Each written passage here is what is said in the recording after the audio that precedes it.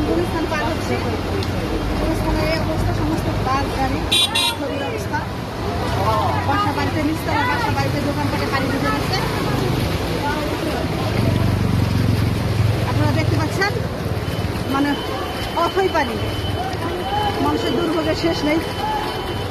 অনেক মানুষ হেঁটে রাস্তা পার হচ্ছে। বাস গাড়ি যাওয়ার কোনো উপায় নেই। আমাদের ঢাকা শহর আমরা এসে নষ্ট করে ফেলেছি।